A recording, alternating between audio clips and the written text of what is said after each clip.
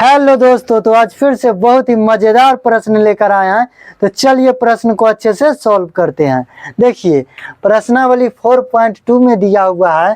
Question number 2 में उदाहरण 1 में दी गई समस्याओं को हल कीजिए। तो चलिए 2 का 1 नंबर प्रश्न को तो सॉल्व कर दिए हैं। ये दूसरा नंबर है तो इसको सॉल्व करते हैं। ठीक है, पहले प्रश्न को समझिए कि प्रश्न क्या कह रहा है। ठीक है, देखिए एक कुटीर उद्योग एक दिन में कुछ खिलौने निर्मित करता है। प्रत्येक खिलौने का मूल्य रुपयों में 55 में से एक दिन में निर्माण किए गए खिलौनों की संख्या को घटाने से प्राप्त संख्या से बराबर है। किसी एक दिन कुल निर्माण लागत कितना था? तो 750 रुपये थी। हम उस दिन निर्माण किए गए खिलौने की संख्या ज्ञात करना चाहेंगे। तो चलिए पहले क्या करेंगे, तो हल लिखेंगे। ठीक है, और मान लेंगे, क्या करेंगे, मान लेंगे, लिखेंगे माना कि एक दिन में निर्मित खिलौनों की संख्या, निर्मित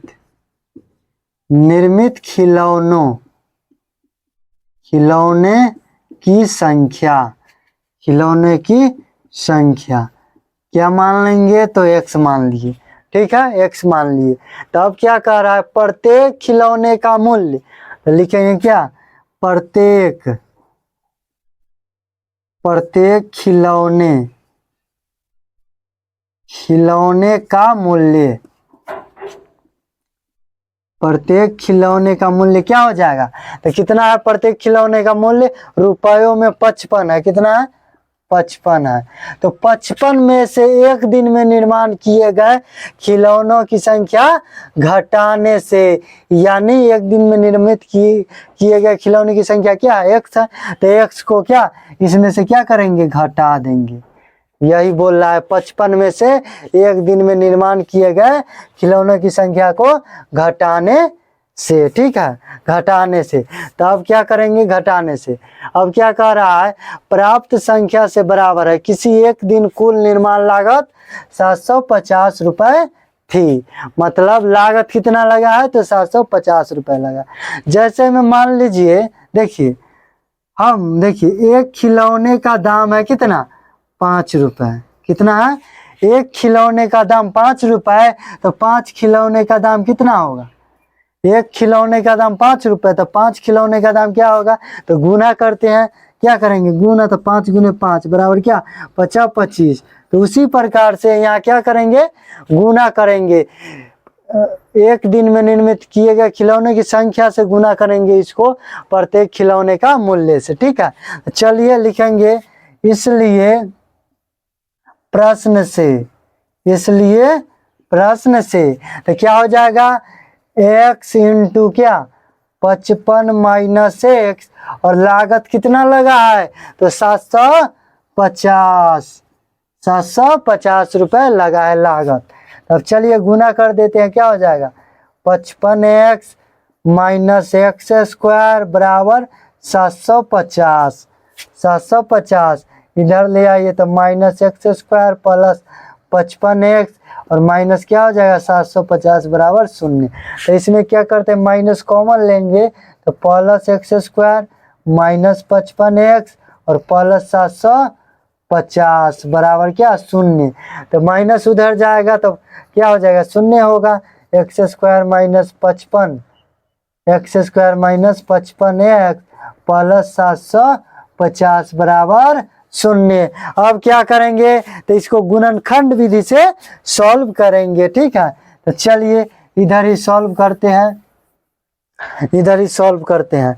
तो क्या है? x² माइनस 55x प्लस कितना है? तो 750 बराबर 0। तो गुणनखंड विधि से सॉल्व करने के लिए हमें क्या करना पड़ेगा? तो फर्स्ट गुने लास्ट, या कितना का गुणज है? तो 1 का गुणज है। कुछ भी ना रहे तो 1 छुपा हुआ यहाँ रहता है। तो 1 का गुणज है, तो फर्स्ट गुने लास्ट कीजिए। तो 750 को गुना करेंगे क्या?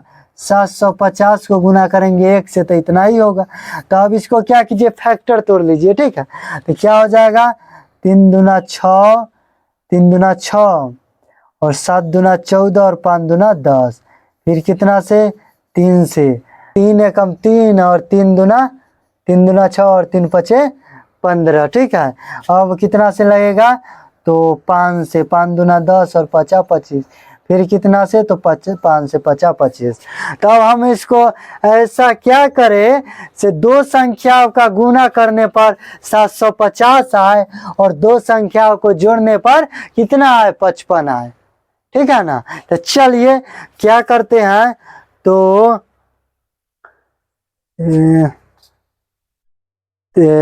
5 दूना 10 और 10 तिया 30, 5 दूना 10 और 10 तिया 30 और 50 25।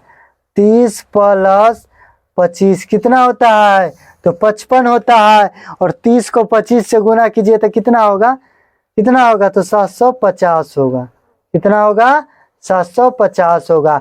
यानी दो संख्याओं को जोड़ेंगे तो 55 आना चाहिए। ठीक है, और गुना करेंगे तो 750 आना चाहिए। तो देखिए यहाँ कर देते हैं इसको भी माइनस और इसको भी माइनस। चलिए कर देते हैं, तो देखिए एक्स स्क्वायर माइनस इसको कर देंगे 25x और माइनस 30x प्लस कितना 750 बराबर 0। ठीक है, देखिए -25 और -30 क्या हो जाएगा -55।